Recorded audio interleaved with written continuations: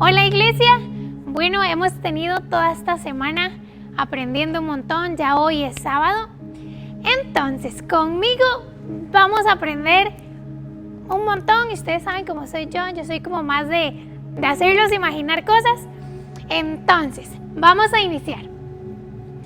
Ya ayer vimos con la pastora Silvia la parte de todo lo que fue el juicio, Pilatos, la muerte, pero hay una parte que la pastora Silvia tocó, pero hoy vamos como a expandirla un poco más, y es la parte de cuando José de Arimatea le pide el cuerpo a Pilatos.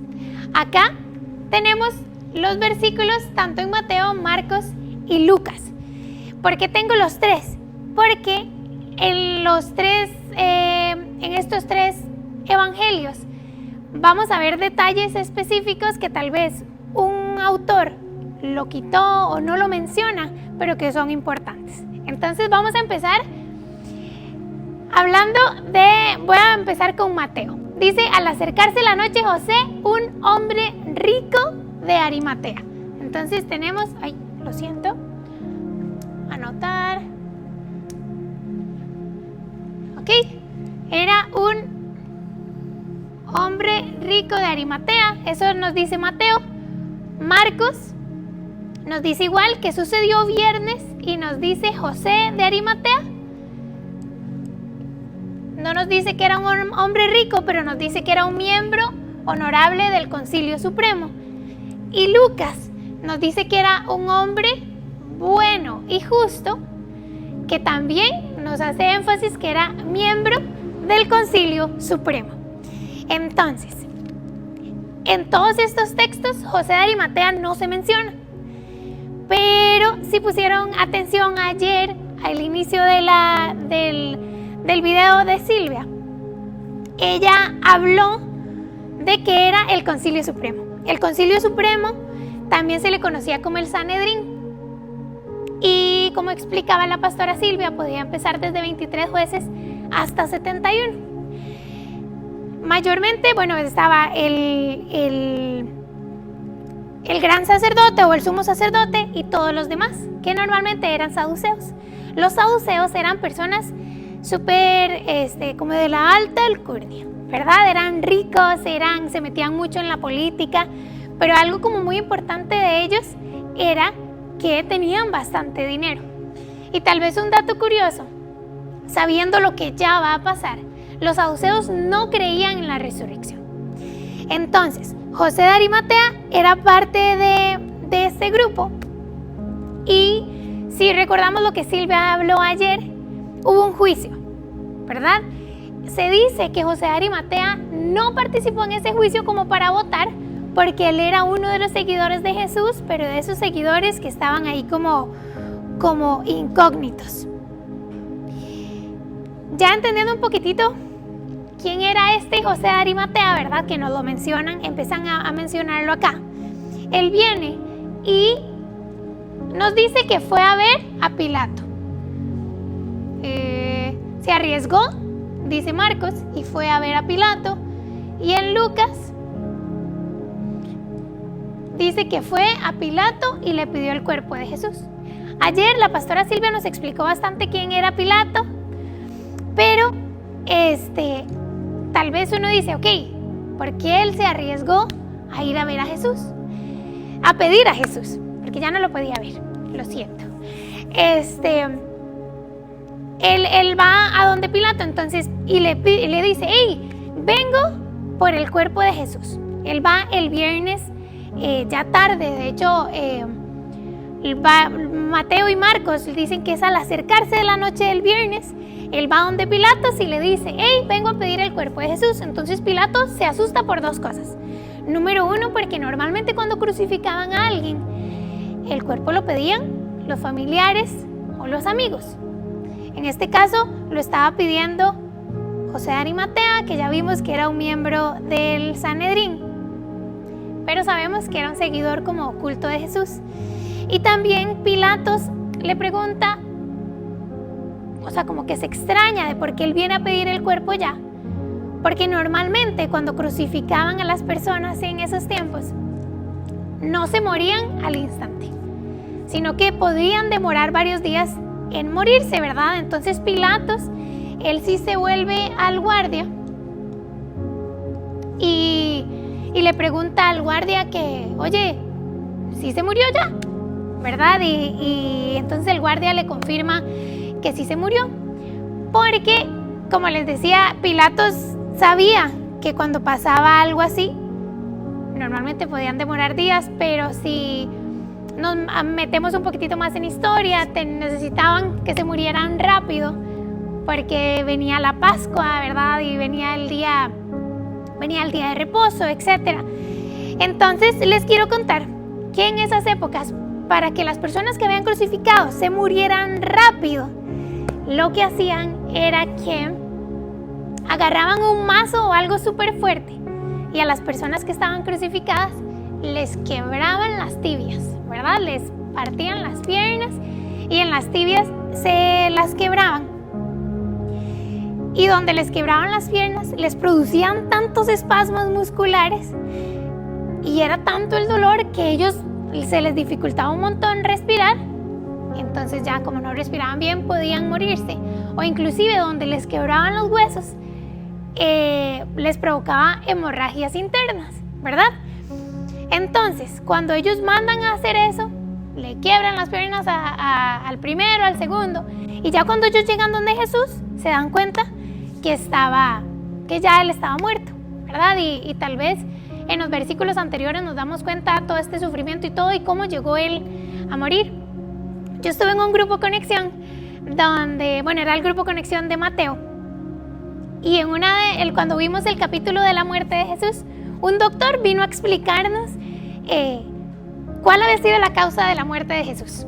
Entonces fue como muy chiva porque él nos explicó como varias hipótesis que hay, pero a la luz de la medicina, ¿verdad?, cuáles fueron las correctas. Y por eso, digamos, yo los quiero instar a que cuando se abra otra temporada, en serio busquen un grupo Conexión. Uno aprende un montón y aprende cosas que en realidad uno en el día a día no logra aprender. Pero bueno, ese no era el punto. Quería hacerle publicidad a los grupos Conexión. Ya ellos llegan a Jesús y Jesús ya está muerto, ¿verdad? Entonces no tuvieron que quebrarle las piernas. Inclusive si nos devolvemos como a Isaías, ahí se habla que el cordero no podía tener ningún hueso quebrado. Entonces ya ahí sabemos que ese cordero iba sin ningún hueso quebrado y ya él había muerto. Entonces, ya ahí entendimos quién era José de Arimatea. Entendimos que él se adentró donde Pilato, se arriesgó a entrar donde Pilato a pedirle el cuerpo. Y Pilato se asegura de que estuviera muerto, ¿verdad? Para evitar que estuviera ahí medio muerto y se lo llevaran y lo revivieran. Y ustedes saben ya todo lo que se iba a provocar, pero entonces Pilato se asegura que esté muerto. Y entonces, ya una vez que se confirma todo esto, ya vamos a la segunda parte.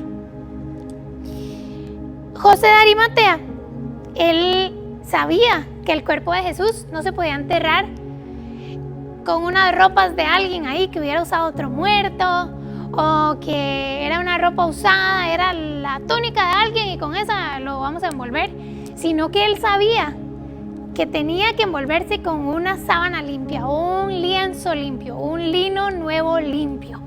Entonces José de Arimatea toma el cuerpo y lo va a empezar a envolver. Pero antes de tomar el cuerpo, lo primero que había que hacer era bajarlo de la cruz, ¿verdad? Y hay varios historiadores, teólogos, que dicen que José de Arimatea no podía bajar el cuerpo solo, ¿verdad? O sea, tenía que correr la cruz, bajar la cruz, había que quitar todos los clavos, había que ordenar el cuerpo y todo. Entonces se dice que hubo varias personas que tal vez lo ayudaron y en otros textos también como que habían varias mujeres, ¿verdad?, viendo por ahí. Entonces se dice que todas estas personas ayudaron.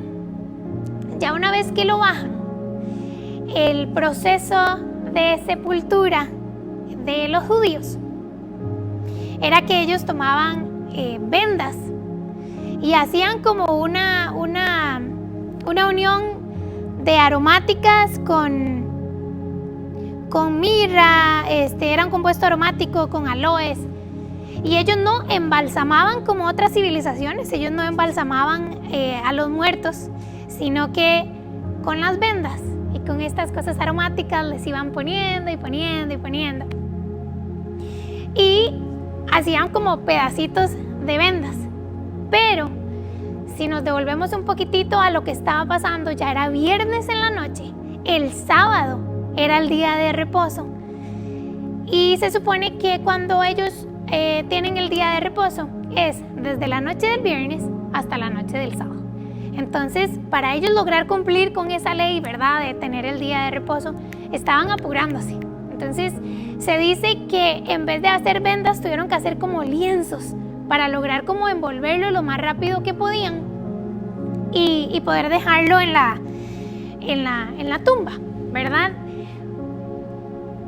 Hay algo curioso y con estas vendas, ¿verdad? Ya sabemos que José de Arimatea, Silvia ayer nos comentó, ¿verdad?, que él compró esta tumba donde van a enterrar a Jesús. Ya sabemos que él compró el lino nuevo, pero ¿quién compró todos estos aceites aromáticos, la mirra y todo este compuesto con el que lo iban a vendar? Y aquí sale otro de los discípulos como incógnitos o seguidores incógnitos de Jesús. Aquí sale Nicodemo. Y si nos acordamos, Nicodemo también era parte del Sanedrín, también era un saduceo que tenía mucho dinero. Porque se dice que la cantidad de aceites y aromáticas y cosas que se usaron para hacer este proceso de vendar eran como 100 libras, unos 30 y tantos kilos, entre 100 libras y 30 y no sé cuántos kilos, ¿verdad? La conversión no sale, no es que yo no sé multiplicar, pero es como lo que dicen. Entonces, no era un desembolso fácil, ¿verdad? Los discípulos de Jesús tal vez no iban a tener los medios para hacerlo. Y se dice que tanto José de Arimatea como Nicodemo, como eran seguidores incógnitos de Jesús, ellos se pusieron de acuerdo desde antes. Como que dijeron, bueno, yo ya tengo esto, ok, yo me encargo. Nicodemo en ese caso, él se encargó de todo lo que eran el compuesto de mirra y aloes y todo lo aromático para poder empezar a envolverlo. Entonces, ya sabemos cómo lo van a empezar a envolver, pero lo tienen que meter en un lugar, ¿verdad? Y como les decía, ayer la pastora Silvia habló de esto. José de Arimatea, digamos, en la traducción, hay traducciones como que dicen que él construyó la tumba, pero en realidad lo que la traducción quiere decir es que él mandó a construirla, ¿verdad? Y la tumba se construyó como en una piedra, ¿verdad? Entonces en las piedras les hacían un hueco y ahí se hacían como las sepulturas o las tumbas. Y era algo como muy común que se usaba en Jerusalén en esos momentos, de que en la piedra se tallaba la tumba, ¿verdad? Entonces ya José de Arimatea la tenía, esta tumba no la había usado nadie, y ahí metieron el cuerpo, pero como les comentaba antes, ellos estaban apurando y las mujeres sabían que ellas tenían que venir luego del día de reposo a seguir vendando el cuerpo y preparando el cuerpo para su sepultura. Entonces dicen que esta tumba estaba en un huerto que tenía jardines, pero que era una tumba linda, era una tumba digna, ¿verdad? Entonces ellos, entre José de Arimatea y Nicodemo y todas las personas que ayudaron, se encargaron que esa sepultura fuera digna, fuera en un lugar nuevo, con lino nuevo, que fuera con los mejores aromáticos, con las mejores mirras, con los aloes, que fuera como de la mejor forma. Entonces, tengamos en mente que ellos lo hicieron lo más rápido o así que pudieron para evitar saltarse del día de reposo, pero las mujeres quedaron con que ellas tenían que venir luego, o sea, el domingo, porque tenían que pasar el día de reposo sábado. tenían que venir domingo a seguir preparando el cuerpo. Entonces, ya entendimos bastante de quién era José de Arimatea, a quién pertenecía, que era rico, que se unió con Nicodemo, que era otro saduceo que también era rico, y que prepararon el cuerpo para enterrarlo. Y bueno, algo importante es que la tumba tenía una piedra que se rodaba para taparlo. Era una piedra súper pesada, y como las chicas tenían que venir el domingo a seguir preparando el cuerpo, ellas decían, oiga, ¿y cómo iremos nosotras a mover esa piedra? Si entre todos la tuvimos que mover ahorita. Ellas pensaban en eso, ¿verdad? Entonces ellas quedaron pensando en eso. Tal vez un dato curioso es que en esas épocas habían dos tipos también de tapas para las tumbas, ¿verdad? Estaba esta que era una piedra que rodaban y tapaba, y también habían otro tipo de tumbas que la piedra era como un corcho, ¿verdad? Entonces era más que todo como de empujar y sellaba. Pero la de Jesús, según los textos, ¿verdad? Era una que se rodaba. ¿Ok? Ya tenemos la tumba cerrada con Jesús adentro. Y en Mateo nos dice que al día siguiente, tengamos en mente que al día siguiente ya es sábado, al día siguiente ya estamos en día de reposo. Al día siguiente se supone que no se puede hacer nada. Y dice que los fariseos y los principales sacerdotes fueron a ver a Pilato, ¿verdad? Entonces, fueron a ver a Pilato el día de reposo. Entonces, uno piensa, estos hipócritas, ¿verdad? Por allá diciendo que en el día de reposo no se puede hacer un montón de cosas. De hecho, ellos, después de que el día de reposo se hizo era algo que Dios había hecho para que el hombre descansara y todo, ellos metieron un montón de reglas, y los fariseos metieron reglas al día de reposo que no iban de acuerdo, ¿verdad? Inclusive dicen, esto estaba dentro del Mishnah, si no me equivoco, se llama. Estaba, sí, adentro del Mishnah, todas estas reglas del día de reposo. Inclusive se suponía en serio que no se podía hacer como nada. Dicen que las gallinas sí podían poner huevos, ¿verdad? Y ellos podían vender el huevo que la gallina hubiera puesto el día de reposo. Pero la persona que compraba el huevo no podía comerse el huevo en día de reposo. O decían que Dios guarde usted escupiera al suelo, porque después usted escupía al suelo y la saliva hacía germinar un zacate o una planta o un algo, y ya con eso usted estaba trabajando. Entonces no había día de reposo. Habían un montón de reglas como que podríamos decir ahora tal vez absurdas, ¿verdad? Y ellos como que eso se les olvidó. Por eso decía que qué hipócritas, ¿verdad? Porque en ese día, que era el día de reposo, el día de descanso, los fariseos se fueron corriendo a ver a Pilatos.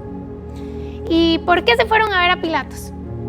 Le dijeron, Señor, recuerde lo que dijo ese mentiroso cuando estaba con vida, que él iba a resucitar al tercer día.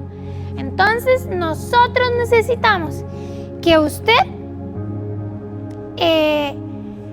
le ponga una guardia ahí, porque esos muchachos, esos discípulos se van a robar ese cuerpo para decir que él resucitó al tercer día. Entonces necesitamos que usted ponga una guardia, ¿verdad? Entonces se dice que Pilatos se les queda viendo como diciendo, Dios mío. Pero bueno, Pilatos cede a darles esta guardia. Hay diferentes como pensamientos en esta guardia, porque se supone que como estaban en medio de la Pascua, ya se les brindaba a los fariseos una guardia de entre 100 y 20 soldados para que cuidaran el templo, porque era la Pascua. Pero entre 10 y 20, no 100, 10 y 20 soldados. Pero entonces hay varias traducciones. Hay una que dice que Pilato les dice, ya ustedes tienen su guardia, úsenla. Hay otra que dice, ok, les vamos a dar una guardia específica para la tumba. El punto es que la guardia la tenían para que cuidara la tumba, porque ellos estaban súper asustados de que sí resucitara al tercer día. Entonces, a mí algo que aquí me llama un montón la atención, y por eso mencioné tanto de qué cosas no se podían hacer en el día de reposo, es que como los fariseos ahí sí se pusieron de acuerdo entre sacerdotes, saduceos. Los fariseos sí creían en la resurrección, por eso tenían más miedo, pero igual se pusieron de acuerdo entre todos, a pesar de que se odiaban a veces entre ellos, para poder ir a decirle a Pilatos: oiga, porfa, ponga una guardia ahí, porque yo estoy segura que esos discípulos, seguros, porque ellos no eran chicas, van a sacar ese cuerpo y van a decir que él resucitó. Imagínense qué miedosos eran, porque estaban en medias fiestas de la Pascua. Y usted se imagina todo el mundo afuera ahí en la fiesta de la Pascua y ver a los discípulos de Jesús cargando un cuerpo. Todo el mundo se hubiera dado cuenta. Todo el mundo hubiera dicho: ¿es en serio? ¿Verdad? Entonces igual la guardia se les dio. Luego dice que ellos sellaron entonces la tumba y así pusieron la guardia. Cuando dicen que la sellaron, yo pienso en dos cosas. Bueno, hay personas que dicen: no, la sellaron, que la cerraron. Y no fue que la cerraron, sino que todos los gobernadores tenían un sello que demostraba autoridad, un sello que demostraba autenticidad, algo que era inviolable.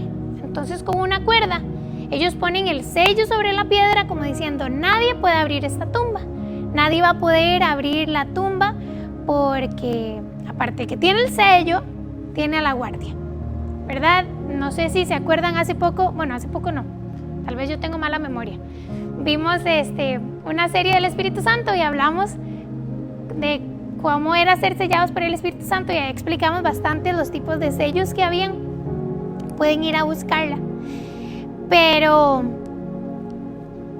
se supone que ese sello denotaba autoridad, autenticidad, era inviolable. Pero hay algo que ellos no sabían y usted y yo sí sabemos. Ni ese sello, ni la muerte, ni los ángeles, ni los demonios, ni hombres, ni la guardia, ni nadie iba a impedir esa gloriosa resurrección al día siguiente, ¿verdad? Por más que ellos se sintieran súper asustados de decir: porfa, ponga una guardia, porque esta gente va a ser una mentirosa y van a decir que él resucitó, nada de eso podía evitar esa resurrección. El hecho de que ellos quisieran decir: bueno, ya estamos listos, ya logramos matarlo, ya, como decía ayer Silvia, se tuvo el juicio, ya logramos decir que él era culpable, listo, ya sabemos que se murió. Pero ellos muy adentro sabían que esto sí podía pasar, ¿verdad? Que podía resucitar. Y en sus mentes súper finitas de humanos dijeron: si hay alguien afuera, una guardia, él no resucita porque no hay quien lo saque. Y yo quiero cerrar hoy diciendo que usted y yo sabemos el poder tan grande que tiene nuestro Dios, que tiene ese que resucitó, que es tan poderoso que yo me imagino que solo soplando la piedra se iba a mover y él sale, pero ellos, los demás, no lo sabían. Pensaban que algo muy humano podía evitar esto. Entonces, ahí donde usted está, puede que hay algo en su vida que tiene una piedra puesta, tiene el sello del gobernador, pero sepa que hay un poder más grande que puede quitar cualquier sello, cualquier piedra, por más pesada que sea. Y al día siguiente traer resurrección y traer gloria para usted.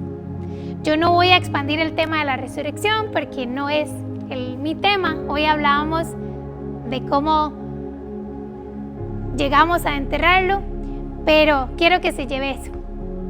Y sí, creo que con esto cerramos. Tuvimos toda la semana, vimos todas las cosas que pasaron durante la semana. Y qué tal si le quedó alguna duda o si no pudo ver algún otro día, se devuelve, lo revisa y aprende con nosotros. Un placer haber estado con ustedes y nos vemos. Chao, bye.